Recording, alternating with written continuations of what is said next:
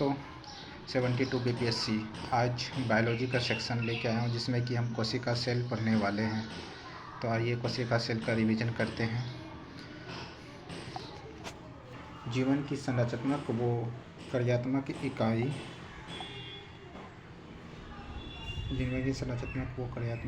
क्या होती है? कोशिका होती है।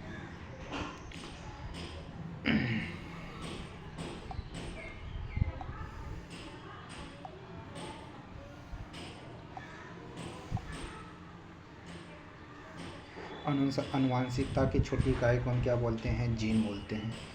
कोशिका की खोज किसने की थी? तो रॉबर्ट हुक ने की थी 1665 ईस्वी में। जीवित कोशिका की खोज किसने की थी? तो एंटोन वैन लीeuwenhoek ने 1674 ईस्वी में किया था। कोशिका सिद्धांत का प्रस्ताव किसने रखा था? तो स्लेडन और स्वान दोनों ने मिलकर रखा था 1838 से 39 में।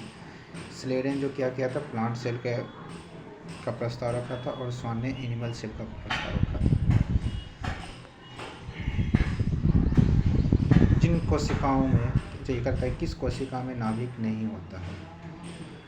तो ये कोशिका में ना जो प्रोकैरियोटिक कोशिका था इसके अंदर वैक्यूलोल नहीं होता है, क्योंकि नाभिक नहीं होता है और इसका आकार होता है 0.1 से 0.5 मिलीमीटर होता है। अच्छा, जब यूकैरियोटिक कोशिकाएं, पादप कोशिकाएं, पशु कोशिकाएं में ना, जबकि यूकैरियोटिक कोशिकाओं में, पादप कोशिकाएं में और पशु कोशिकाएं में नाभिक उपस्थित होता है। और किसमें नहीं उपस्थित होता है? तो वो प्रोकैरियोटिक कोशिका में नहीं होता है। कोशिका में नाभिक का कार्य क्या है? कोशिका गतिविधियों का नियंत्रण और आनुवंशिकता का कार्य है। नाभिक की खोज किसने किया था? तो रॉबर्ट ब्राउन ने किया था 1831 में। उसके बाद ये कह रहा है एंडोप्लाज्मिक रेटिकुलम, इसके बारे में बताया गया है कि नाभिक और कोशिका द्रव्य के बीच प्रोटीन परिवहन के लिए एक नाली के रूप में कार्य करता है। कोशिका द्रव्य के भीतर पदार्थों की आवाजाही को सुगम बनाता है।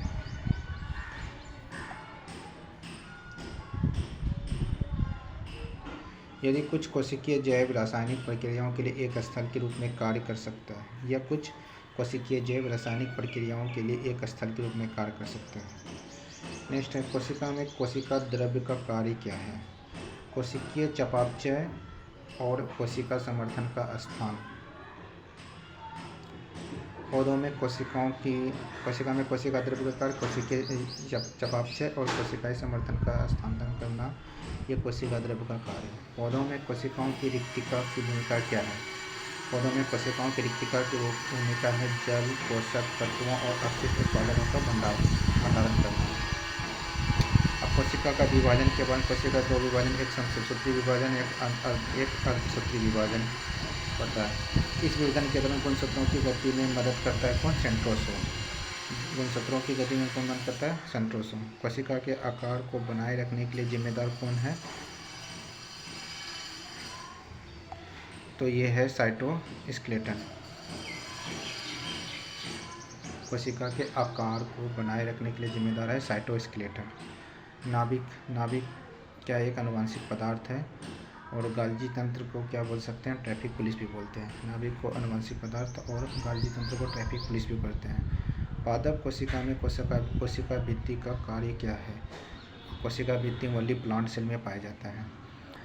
कोशिका भित्ति का कार्य संरचना और संरचनात्मक समर्थन करना, संरक्षण और संरचनात्मक समर्थन करना।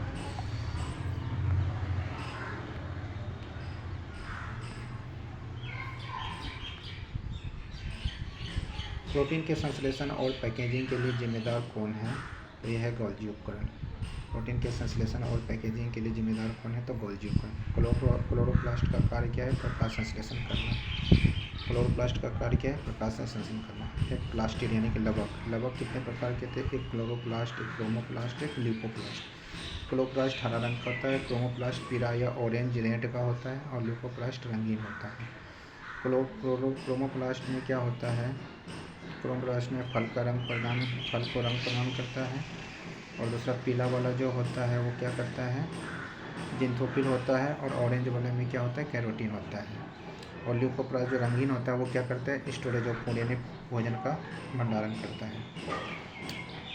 ऊर्जा जो उत्पादन होता है उसको किस ऐड करते हैं, तो उसको एटीपी में करते हैं। और एटीपी में ऊर्जा का उत्पादन कहाँ होता है, तो माइटोकॉन्ड्रिया में होता है।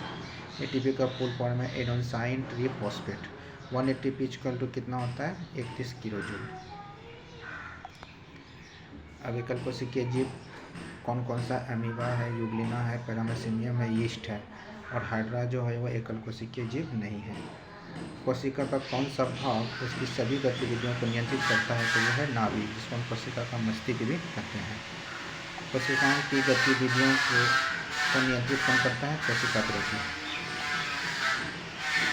कौन सी संरचना अर्धपरागम्य है, तो ये कोशिका झिल्ली जो अर्धपरागम्य है। सरल शर्करा से जटिल शर्करा बनाने में शामिल कोशिका अंग है, कौन सा, गोल्गी उपकरण। पादप कोशिका में प्लाज्मोलिस का कार्य क्या है, हाइपोटोनिक माध्यम में प्लाज्मा झिल्ली का टूटना, ये प्लाज्मोलिसिस का कार्य है। हाइपोटोनिक से प्लाज्मा झिल्ली का टूटना। कोशिका झिल्ली का कार्य क्या है, कोशिका के अंदर और बाहर पदार्थों के परिवहन को विनियमित करना, ये है कोशिका झिल्ली का कार्य। नाभिकीय झिल्ली का उद्देश्य क्या है, तो नाभिक और कोशिका द्रव्य के बीच अणु की गति को नियंत्रित करना। ये इम्पोर्टेंट है, जो सेल से संबंधित प्रश्न है, ये महत्वपूर्ण फैक्ट है, लगभग क्वेश्चंस में आने वाले हैं। तो आप सब इसे अच्छे से पढ़ लीजिए और नेक्स्ट टॉपिक के लिए फिर हम लेके आएंगे। बस आप सब लोग इसको लाइक और सब्सक्राइब करते रहिएगा। तब तक के लिए धन्यवाद। Thank you. Good day.